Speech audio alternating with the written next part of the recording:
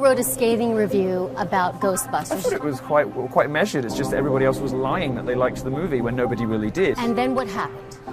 So I exchanged some words with Leslie Jones, one of the leads, who I was unimpressed with. Like, I was unimpressed with all of them. I cracked some jokes. I was mean and bitchy, like I always am. And if I crack a few jokes at a Hollywood megastar's expense, so what? So I printed out a couple of those. Just go right ahead. Okay, so I posted them. I'm sure I'm fine. So, yeah, I said the women in it were fat and ugly and fat, and they are. And I'll tell you why I find this problematic. We've started to marginalize traditional beauty standards. You know, now what we're expected to do is to celebrate body positivity and you know, that it's okay to abuse their bodies, to run the risk of horrible diseases and awful chronic conditions and to die sooner. That's horrible. What I'm trying to do is draw attention to a critique of what's happening in mainstream beauty culture, and that comes from compassion about what the messages we're sending to young girls. So is that compassionate though, saying they're fat, ugly, ugly? The piece comes from compassion. I mean, this is just a little bitchy tweet. Who cares?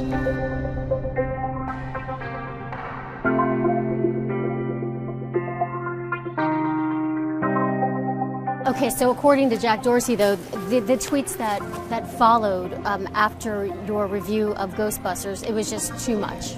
There's no question that some of the things that were sent to her were horrible, but I'm not in the business of policing the 300 million people on Twitter. Now, I'm not going to endorse anything horrible that people said to her. Obviously, there were some things that were said to her that were disgusting, right?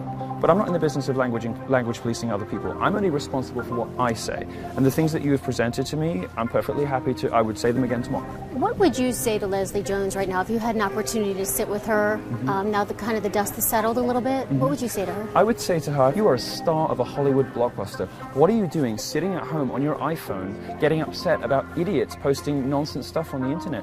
That's insane to me. So there's a bit of irony in this. I'm thinking about this 2012 op-ed that you wrote that I'm sure you've heard about. Yes, you all have the same research as you guys, because you all share I mean, it stuck out like come on, it was like a red flag. You wrote, the internet distances us from others and feeds the traits of sociopathy, saying perhaps what's needed now is a bolder form of censure after all. If people cannot be trusted to treat one another with respect, dignity, and consideration. You wrote that. I did. I think it's fair to say my feelings have evolved on that subject. And how did they evolve?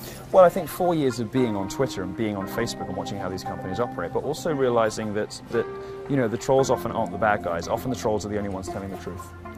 What about an apology for maybe what your followers, because what Twitter, how Twitter sees it is that you sort of move that kind of momentum that... Well, I'm sorry for being popular. They need new ways of making sure that people who don't want to hear from each other don't really hear from each other. My purpose is to lob bombs. My purpose is to be a fire starter, right? In an outrage culture, I think the appropriate response is to be outrageous, because what I want to do is smash political correctness. I don't want everyone to be like me, but I think it's important that there are some people like me.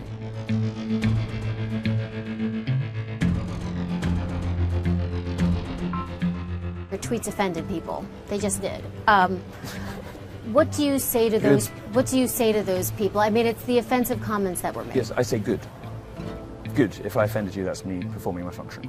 And you should grow thicker skin and grow up. And so long as there are people who think that offense taking and you know, having grievances is equivalent to some genuine kind of injury, I'm still necessary. You may disagree with me. That's fine. Come debate me.